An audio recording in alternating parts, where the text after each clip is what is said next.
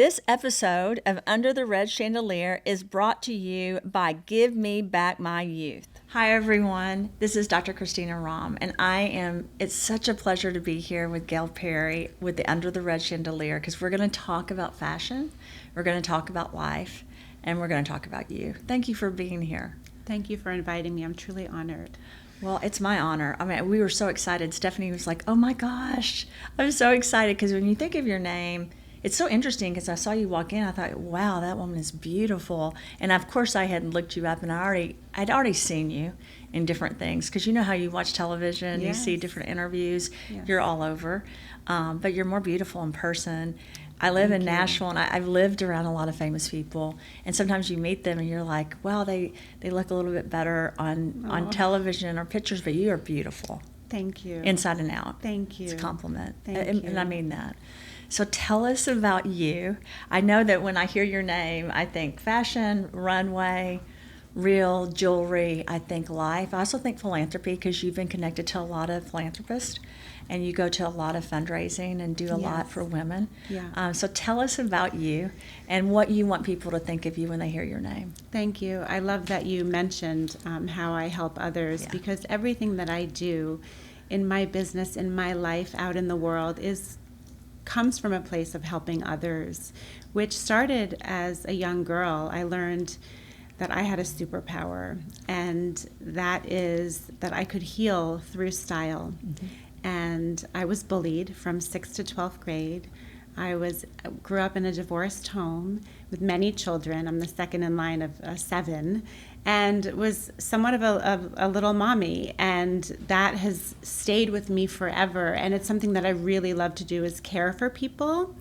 And those days when I was bullied that were really tough and consistent and so challenging for me, when I put something on that helped me look beautiful, feel beautiful, and it didn't have to be expensive, and that's a really important point. Yeah. I instantly felt capable. I felt like Wonder Woman, and I felt like I had my cape, and no matter what, I could get through. And I always say there are 2 things that helped me then, and style for sure, and also God. Yeah. And that notion that when we take care of others, God takes care of us. That's amazing. I love that. That is really amazing. First of all, I'm so sorry you were bullied, because this is a major issue that a lot of people don't talk about. Yeah. I live in a place called Brentwood, Tennessee, and it's usually it's in the top 10 wealthiest counties in the United States. And so, because Nashville is your healthcare capital, but you have a lot of, musicians and actors and actresses that live there too. So it's hard. I have 4 children, and it's hard growing up in an environment where everyone has money, everyone's famous. That's right. It's a power play, and you're a kid. So I want to focus on this a little bit, because I do a lot with women and men, and I do a lot with kids. We have a mentorship program through the Rahm Foundation. Beautiful. Where we have high school and college students. We mentor and teach them about business. And I want to give a shout out to the men in the company I work with at DRC Ventures and the Root Brands, because they've helped these mentors, these men. We focused a lot on men this year. Good. We focused a lot on women internationally, because our program also touches 80 countries. Yeah, wow. But in our office, it was mostly men, and it was a challenge. Bullying has been a topic. I'm just going to tell you that my kids' friends and my kids have brought up to me during different parts of their lives. Sure. So I'd love you to talk about that a little bit, just so that we can help people. Absolutely. And how they get over it and how they deal with it. Absolutely. It is so, it absolutely tears you apart to your core. And I remember actually praying every night after a day at school, when I would find students and friends, or people who were friends who were then not my friends, standing in the entrance to a class ready to kick me on my way into earth science or something. And I would go home at night and I would pray for them. There was something in me that understood at a very young age that hurt people.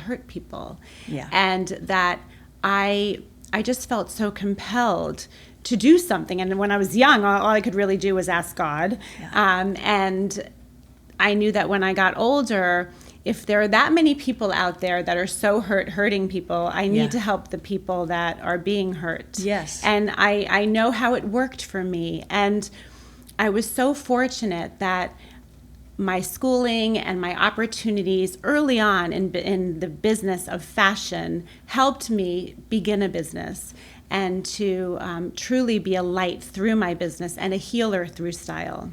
That is amazing. So you took pain, which we talked about earlier before we started the podcast. I haven't met a female yet in my life that's achieved very high goals that haven't gone through a lot of pain. This is true. It's very true. Mm-hmm.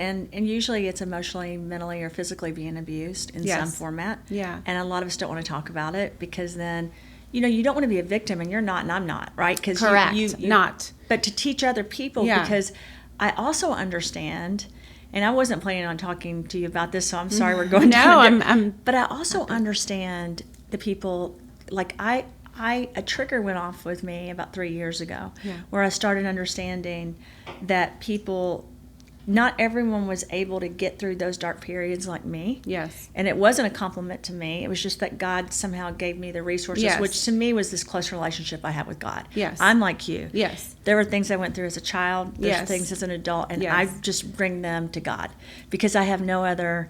He's my, that's what I do. And that's why when people talk to me about religion, I have good friends in all religions. Sure. And I believe that God hears all of them. And I was able to overcome everything, I would say, for that one reason. Yeah. And people that don't have that and that feeling, whether you call it God or the universe, regardless of your religion, it's a little bit harder, I think, to get through things. Because you were going at night, right? Instead of hating those people, you are asking to help them, right? And for forgiveness, because you're really supposed to ask to help even your enemies, right? So that they can get better. So what is your advice to people that maybe don't feel like they have anyone to talk to? So you got through it that way. That's how I've gotten through it. I'm just very interested to know what you would tell children in high school, how they can get through it. I do think what you said is so important, and I hope that they hear that, right? That if no one loves them, there is something much higher that loves them. But what's your other advice to get through things like that? I mentor a lot of young people, a lot of young women, and I'm so glad that you mentioned boys and men and helping, because yes, we absolutely have to help girls and women, but boys and men too, because I feel that they really suffer as well. And my advice is, I think it really frees someone when they can talk about what's hurting them. When I am so public about the things that I have been through, it allows others, it normalizes pain, and they're able to talk about it, and that's where the healing begins. Right, because you've been so successful. I'm just going to say this. So someone, a woman or a man, they see you, right? You walk in, you're beautiful, you have confidence, and you've been successful. And you went through that pain. I went through that pain, right? So it's not, and I have to say, I want everyone to catch what you said, Gayle, earlier, which is the people that are abusing people, and it's like the people that make fun of other people. Correct. I was just talking to my friend Joy about this yesterday.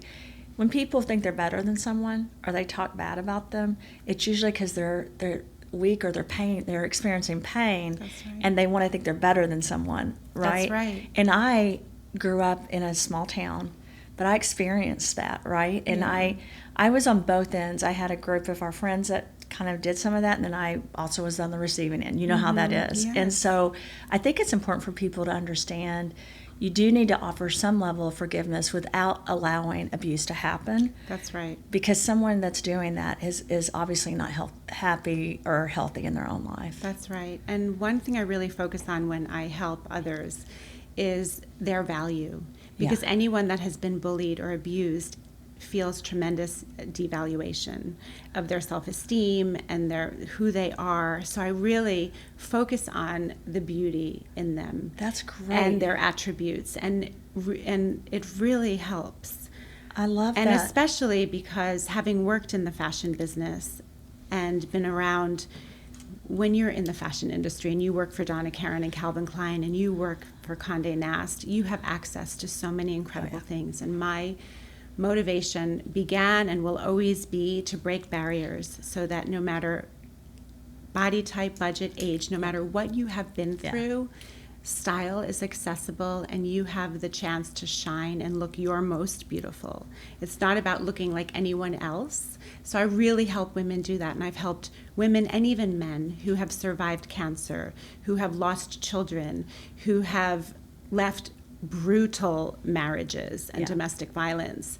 And I know that I was given this purpose and all the pain that I went through. And there are other things that someday I will share because I think they're important. Yeah. And again, hoping to normalize and to show that it can be a great motivator, which it was for me. You know, I've had many people in my life tell me no or get in my way. It happened growing up. It happened in school. It happened in now. my career. It happens now. I remember when I first started my business and I talked about the Gayle Talk and there were naysayers and people were rolling their eyes. And I was at the U.S. Open the other evening and someone ran up to me and said, I'm doing the Gayle Talk, and started crying. It was a man because of his wife, how much she loves me and how much I changed her life. That's a wonderful. So when you know you have something and a way to impact others, and you know this so very well, Christina, because this is your gift to the world, stay consistent, stay focused, and really be that light. And it motivates me more and more every day. It's a contagious thing. It is contagious. You feel contagious. And I have to say this, I'm sitting here and I'm thinking of what you're doing for women and men and how you're making them beautiful. I talked at Runway 7 about this yesterday, that fashion, in my opinion, is a gateway to change. We have such a fear, a civilization, a world right now of fear and almost hatred and divisiveness. And fashion can bring that all together. I'm like you. If I get up in the morning, it doesn't matter what something costs. If I feel good, that sets my day where I can feel like I can impact people more. It does matter what I look like. Even if I'm wearing a baseball hat and boots, if I feel good about myself, I'm able to handle that day a lot better. So I think fashion's healing. I talk about it a lot. Our brand tries to detox the environment, and we really, our biggest seller. Thank goodness. Because it's toxic. And no one wants to talk about it, but I talk about it. I'm happy to talk about it. I talk about it because I'm like, we shouldn't bury our heads in the sand. No. We need to understand the reason there's so many viruses and bacteria is, we talk about the microbiome of the body. Sure. And that it's off, and that causes aging and Alzheimer's and dementia and cancer. But the truth is, our microbiome of this earth, of the land, air, and water, is off.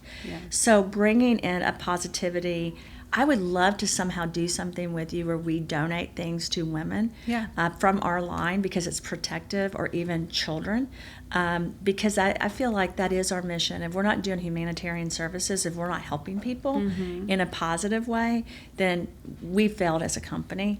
And I am not in the business of failure. I'm in the business of empowerment.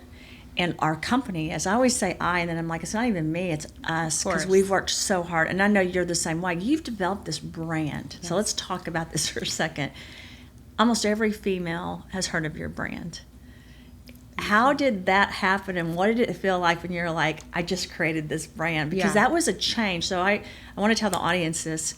I've done a lot of changes in my career for like environment, for people, trying to teach them about their health. And it's a process because you have to change a frame of thinking. So for example, maybe you don't have to own anything or everything. You can just rent it. Because if you really, and I love your concept, because in this world, we actually don't own anything. We get to use it for a while. If you really think about that, we're borrowing it, right? Because it's not ours to own. That's right. Which I understand that concept completely, because I think dealing with cancer, it taught me I could leave tomorrow, and then what happens with all these things, it's, so what did that feel like to be this dynamic woman that made this change? Because here's how I look at your life, and not that it matters. No, it does. But you created this amazing fashion brand that touches all these other brands, but then you used it as a platform to help people. All my life I wanted to style and dress women, men, homes. It's shifting things around even in here. I can't help myself. I love that. It's beautiful, but I always like to make. So I was called to the fashion industry because advertising and fashion was so interesting to me, and that power behind using style as a vehicle to just feeling great and then doing great, because it really enhances your productivity. So I had the best education at Donna Karan, Calvin Klein. Donna, who I just saw her again this summer, and I always talk about how much of my style philosophy has been informed by her but more than that, my need to help others. Yeah. And I often say I'm not living if I'm not giving. And Donna really set the tone for that. And then Calvin and at Condé Nast. And all throughout those years, one of my primary roles was to encourage heads of fashion houses to advertise online. And this was in about 2000. And then into the early 2000s. And these are print-minded folks, where Vogue and GQ, and that's where I was placing advertising, and I had all the relationships for Donna Karan and Calvin Klein, and now I was selling advertising. And it was, as I was doing that, everywhere I went, women would say, what are you wearing? Can you help me fill my closet? What should I wear on this trip? And I always said to myself, someday, but I knew that I had to gather all the learnings that I could. And I really enjoyed it. I so enjoyed being in corporate, running to Europe 4 times a year. I was always a girl on a budget. I helped put myself through college. So when I would leave a meeting at Valentino and be gifted a bag of gorgeous clothing, I'd come home and I would style it. I'd pair it with Zara, Topshop. Yeah. And I became known for high-low. One of the magazines I was working at soon after I got divorced, so I left my marriage when my children were 4 and 7, and that's when I started my business. And I think the strength and the power that I had to gather for myself and also to show my children the way really helped to fuel. So I was working in a company, and a woman said to me, I love your looks. I go home at night and I try to remember what you wore the day before so that I can copy it. Please start an Instagram page. And this was in October of 2016. I was working at the Village Voice. I went down to Maiden Lane in my H&M zebra striped pants, a Chloe blouse that was secondhand, a vintage sweater, and a pair of Jimmy Choos that I saved for months to buy. And that was my first image. It's still there. If you scroll, one day I just scrolled all the way. And soon enough, I was talking about the wellness of style, what happened when I put these outfits on, and how accessible they are, and how important it is to tuck and taper no matter your body type, because otherwise you're adding volume to your look. It polishes, it lengthens. I do it for women who are 5 feet and a size 24, and immediately they cry in front of the mirror and say, I never thought I could look and feel this way. I love that. I've had women say, more than my therapist, my nutritionist, my doctors, you, Gayle. You helped me leave the house. You helped me be less angry toward my husband. You helped me be less angry toward my children. So when I talked about this in the Wellness of Style, the Daily Mail found me. And I started writing articles about the impact through style as a vehicle on your mental health, on your productivity. So great. And soon enough, especially during COVID, I had families around the world, because I would tell them, even if you are just going from your bedroom to your kitchen table to sit together, put something on that makes you feel good. I have thousands of photos and messages from families around the world. Look at us.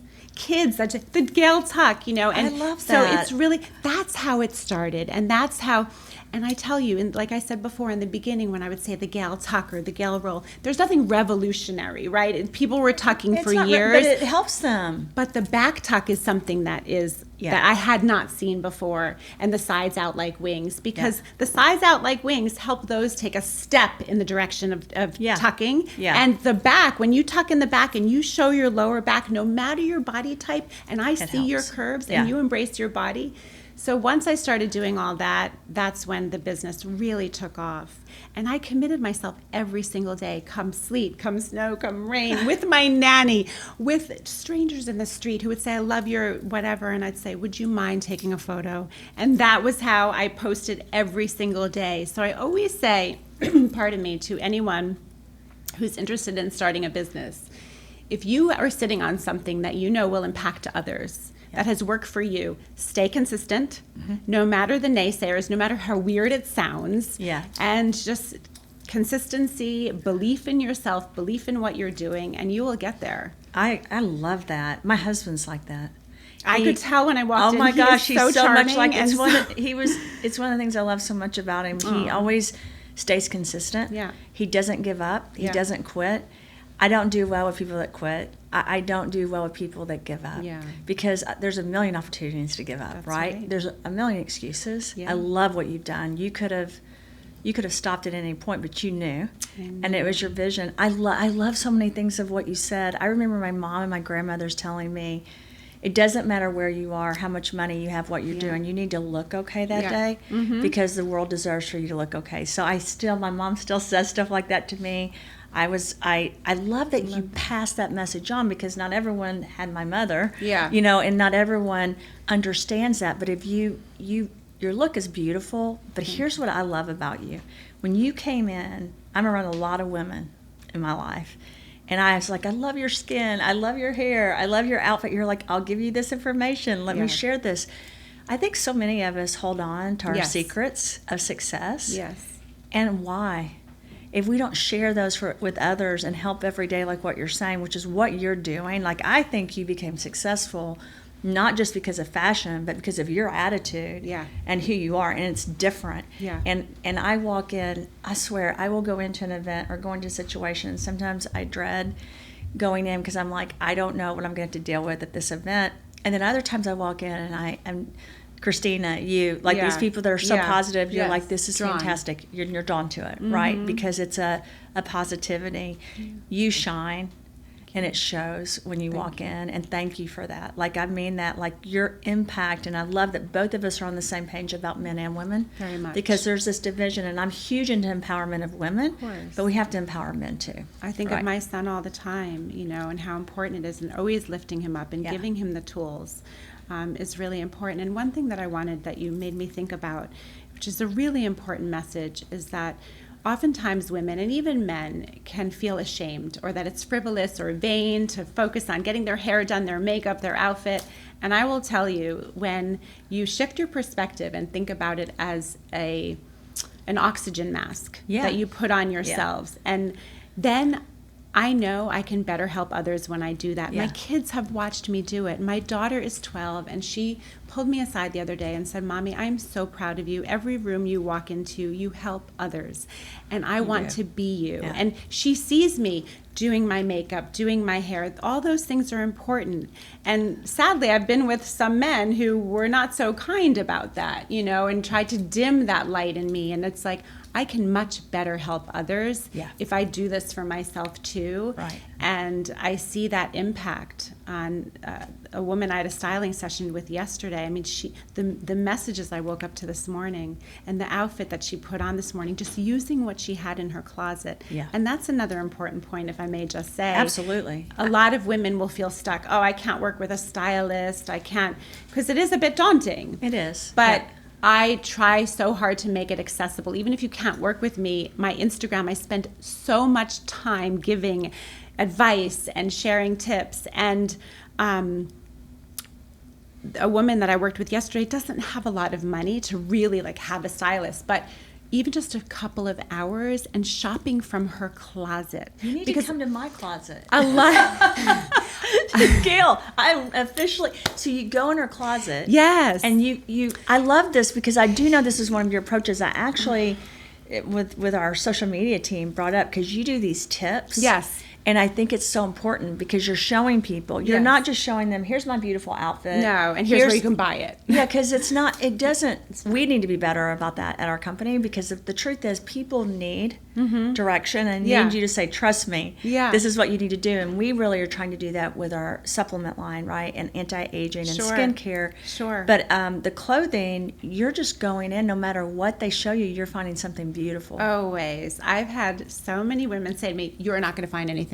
Yeah. You are not going to. I said, okay, let me try. By the time I leave, 10 outfits she never imagined, breathing new life into items just by that simple Gayle tie or the roll of the sleeve or the tuck. Yeah. And everything changes. Yeah. And then simply introducing just a few of my Gayle essentials into your wardrobe breathes new life into every other piece. It does. And then so I have to tell you, I always say this when I'm friends with people or even people in the office, I don't care that they wear I think people should change, like, share their clothes. Oh, that yes. are good friends. Why not? You know, I mean, I'm like, why Yes. not? Because I have a sister a year older. Why not? And we would change clothes. So you're kind of doing that. Yes. You're like showing people how to share and how to Absolutely. mix and match and do things. And it always begins, and I think you'll appreciate this, with cleaning out the noise in your closet. Oh, yeah. And what I mean by the noise are the items that make you feel bad or sad. Represent You're a so time right. in your life, don't fit anymore. There's no room for that. A woman yesterday, she was showing me her blazers and her lapels weren't kissing. And I said, it's time to size up.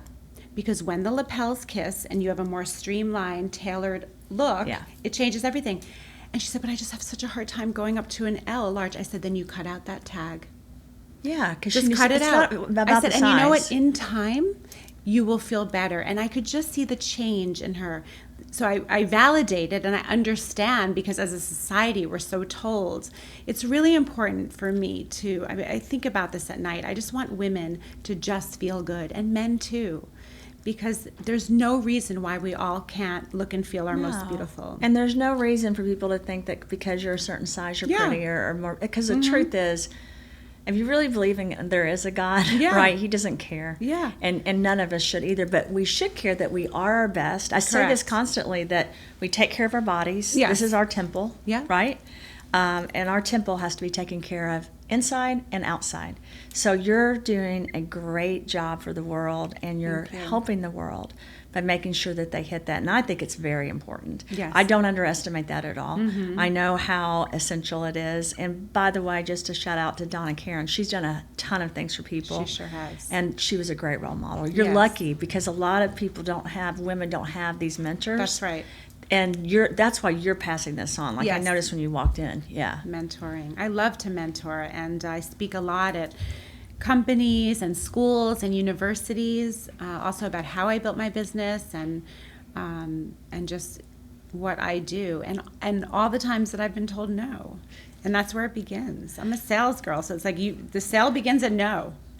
How do you handle that? Someone says, I know they're trying to get me to probably, Oh, but how do you get past that no? So I'll give you an example. I was working at a legal publishing house because I studied English literature, and I was 23 and lost my job because the whole division was let go for financial reasons. And I was living in a walk-up on Lexington and 39th, and my rent was $500, and I always fall back on myself. And I said, oh God, I have to get another job. So I found the New York Times, a wanted ad in the New York Times, a headhunter ad. And I called the headhunter, and he said, I don't speak with English majors. I said, speak to me, I want advertising.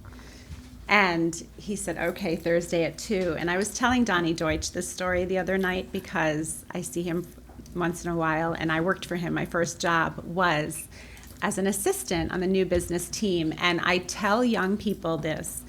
I was so happy to be in the room. I felt so fortunate that I could be around these brilliant creative minds, these business heads, that I didn't care if they needed their dry cleaning picked up. I didn't care if I worked till 2 a.m. And when you have that grit and you display it, and you have that hunger and that passion, so it really helped get me then to Donna Karan and Calvin Klein and Condé Nast. And I was the first female employee at Condé Nast to have a 3-day work week when I became a mother, because they didn't want to lose me. And they said, what will it take? And I said, please allow me 3 days in the office, and I'll show you. And I doubled my numbers. And so I believe you have to ask, and I believe you have to push if someone says no. Yeah. Because if anyone pushes to me, I respect that a lot. Yeah. Especially when it's done with kindness and respect. I love, and I want to take that snippet. I want our group to take what you said about how you handle no, because I've noticed the people in our company. We talked about Lindsay earlier. Yeah. Stephanie. They just Incredible the no doesn't really work for me. So when someone comes to me and says this, I can't figure this out, I'm like, well, then figure it out, because the truth is, if you do everything for someone and they never have that challenge, then they never learn to overcome. They don't fix it on their own. And I think what you said was so instrumental, because the people in my life that have really made it, like the younger generation that I've worked with, are the ones that don't say no and they don't complain. Of course, you say no to something bad, right? Of course. If anyone's Boundaries. Boundaries. Don't let anyone treat you bad. No. And that's really important. Yeah. But the truth is, and I say this constantly, if you need to take the trash out, take the trash out. Yes. Like, It's I'm like not the too noise in the good to closet. take the trash out. I'm lucky I have 3 sons and a husband that takes the trash out. But the truth is, every female should be able to change a tire or take the trash out or do whatever, because you got to learn those essentials in life. And I want the audience to hear that, because women can be successful, but saying no, what I mean by that is, you can't just say, I'm taking this job, but I'm only going to do these 3 things. I'm taking this job and tell me what right, I can do. and then, because we've had people in our company before that said that's not on my job description. Yeah. And they were just normal things, right? It's also, yes. You have to, when you take a job and you're learning from someone, it's a lot of work, and let me just say this, some of it's not fun every second. Of course not. Fashion shows are not all fun. No. It's a lot of work, Yeah. right? And we're getting ready to show a bunch behind the scenes from our corporate office, because I feel like when we did the fashion show, you see me on stage or Clayton on stage. That's not the whole story, right? It's the behind the scenes people that did all the work. Then we get the credit. That's right. But it's really important that people know, if you put that work in, you will be able to achieve what you want in life. It's part of it. And if you shift your perspective from I have to go to work, but I get to go to work. I get to. It's I such get a to great do this. opportunity. The other day, my son said, Mom, can you drive me here after I just drove my daughter somewhere for like 45 minutes? And I said, you know what? I get to sit in the car with my almost 16-year-old boy who used to not get off my lap and really wants to go nowhere near me now. I said, I get to sit in the car with him for 30 minutes and talk. Yeah. There's another thing I always like love to... that. You just shift your focus. You have to. I get to do that. to. Okay, great. Let's go. And I'm exhausted and my legs hurting from driving, but I get to spend that time with him. Do you know, so John Sally's a basketball player, and he introduced me to my husband. He's called the Legend. He was with the Pistons and one of the most influential basketball players in history, and his wife and daughters modeled. One of his daughters is a Nike model, the other one for Pepsi. They're beautiful. And Natasha yesterday was talking about how she still drives the girls like an Uber driver. But she said what you said. She said, at first it was like, do I have to drive them? But then she's like, I get to sit in the car with them, spend time with them, so I'm not going to say no. Yeah, same perspective for me. There's a lot of things for the kids that I'm like, I take a deep breath. Patience. What you just said, I'm doing that all the time. Like, take a deep breath. Because I know these years are so fleeting, and I'm like holding on. Just wait too, because I can't. I hate saying this to people, but like, it was so easy when my daughter was younger. Sure. And then we went through it, because they have their own ideas, and when you raise a strong female, they are going to push the buttons. Right. But I did that with my mom. Same. And I wouldn't want a weak daughter, and I also wouldn't want a daughter that did everything the world told her to and fit in a box. I can't stand that. I have to be honest. I hope I raised really cutting edge, innovative people that are not just the people that walk in and sheep that follow something. No but instead, I don't want that for my kids. No doubt you have. They've got to break boundaries. Do you know what I mean? They do. Well, I'm so happy you mentioned this, because one thing I really think is important to share, or another thing, is that when I was dealing with being bullied and really coping and just getting through the day, I couldn't apply myself to my schoolwork. And also, I'm the oldest of the 6 from my mom and dad, and just every day was helping, doing something, and not focusing on my studies. And it came time to apply for college, and the Barron's book, remember that book? Yeah. The only section that I could go to was less competitive. And all my friends were in the very competitive, the top, and I'm like, okay, then I will go where they'll take me. Yeah. And I will work hard, and I will transfer. Yeah. I went to Roger Williams, which is a great school now, but at the time it was less competitive. I worked so hard. President of my class, straight A student. My parents said, what? It was amazing. And it felt so empowering because I made that decision. It's like, okay, well, you're going to tell me I can only do this. I will do it the best I can. Yeah. And then transfer. And before I transferred, the school asked me to meet with the dean of every school in a rotunda.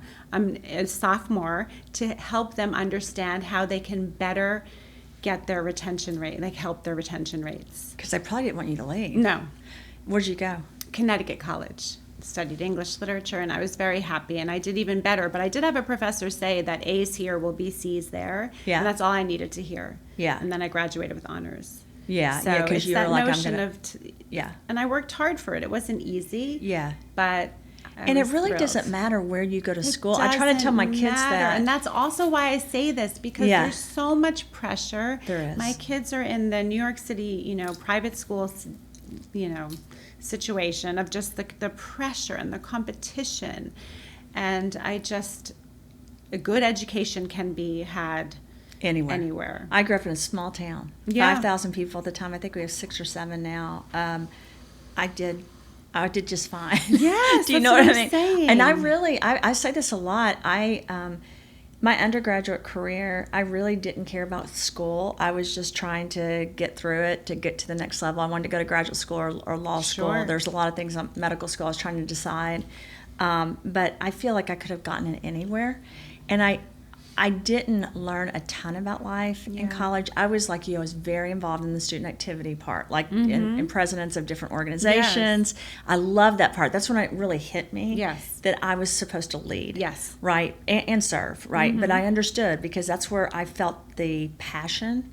It wasn't really sitting in the classroom. Now, later I became, because of cancer and because of everything that I went through, it became such a dedication of mine. Sure. I think, again, that is the universe, God talking to us, and we go through things because we have this mission, right? We come down here. I really have this whole story in my mind of us in heaven, and we decide what we're going to do here. We come down here with the tools to do it, and you have to follow your passion. And that's what you've done. You've hit something that now, I mean, Stephanie was like so excited to meet you.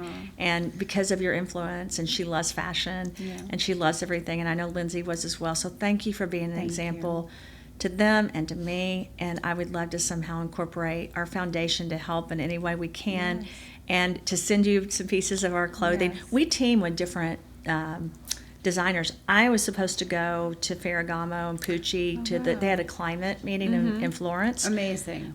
I didn't get to go. We have a lot, so we're in 80 countries. So and next year we're making an announcement in December that I will only travel internationally 1 week a month. But this year has been completely opposite. I've been gone way too much from the United States. I need to be home more. I have a son getting married. I've got to start switching some of this. But it's important to impact people, not just in this country, but throughout the world, with this positive change that you have. So I'd love to bring your mission even into these other countries. I'm supposed to go to lunch with the CEO of Chanel. You may know her. She's beautiful, by the way. I mean, when I say beautiful, inside and out. She really is. Like, you would never, I think people will think CEO of Chanel, and they're thinking this person. Yeah, she's amazing. My husband actually introduced me to her. That's how I met her. And then we were supposed to go to this lunch. I don't feel like our brand is ready. I'm going into scientific testing even more because of what our purpose is, which is to make sustainability, innovation, honestly, for our planet. Thank you. Yeah. Sustainability is so important to me, and that's why shopping in your closet, it's so good on the environment and on your wallet. Yes. And you can still incorporate the beautiful pieces, less in your closet, more of the right things. You still can look beautiful. 100%. Like people can see an outfit. I know you're the queen of this, and I got to tell you, this is my personality. I will go buy something, and I know I keep mentioning Joy. She's the same way.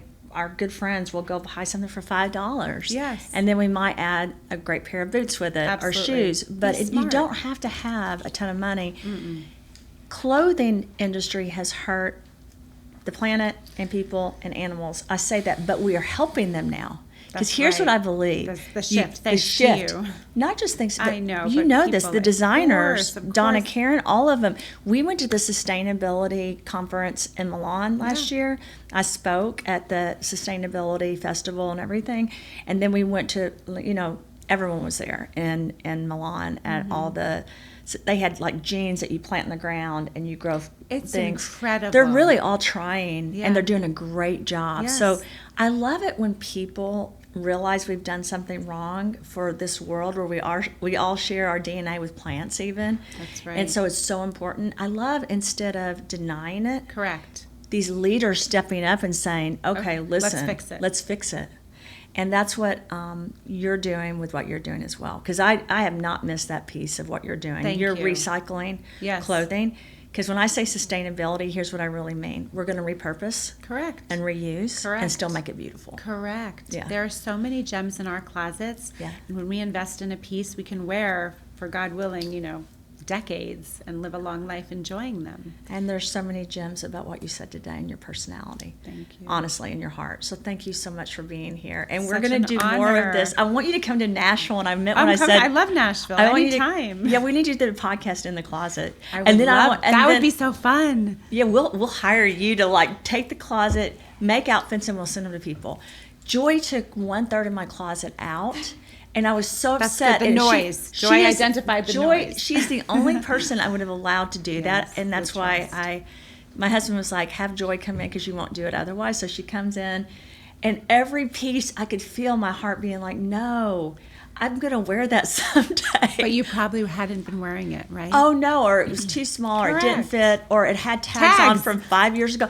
I had Chanel and Prada and all this clothes, but when I looked at them, I didn't feel good about looking at them. And no, I love those clothes, so I'm not saying that. Yeah. I just knew someone else should have those and not me. Yes. And I haven't missed those, no. Well, that's an important point, too. I always encourage women to pass them on. Yeah. Like this woman yesterday said, oh, but I love that jumpsuit. I just don't fit in it. I said, there is a woman out there, dressed for success, wherever, that can really shine and in love that. it. And you just change her life. I see clothing that I had in that closet with my friends and different people wearing it, and I'm like, I love that outfit. They're like, I got that in her closet. Yes. And I didn't even know it was there. See that? And honestly, how selfish is that not to share that with the world? Because you can only wear so many pieces of clothing in the day, so you need to share it. So thank you for doing what you're doing. And I got to tell you, your spirit, your heart, you're going to just soar because you're touching people everywhere. Thank you. Thank you. It means so much coming from you. I thank you for your incredible impact on women, men, girls, boys, the world. It's so inspiring. The energy today is really motivating. Thank you. Well, you're part of that, and we're going to do some stuff together. Thank you. I can't wait.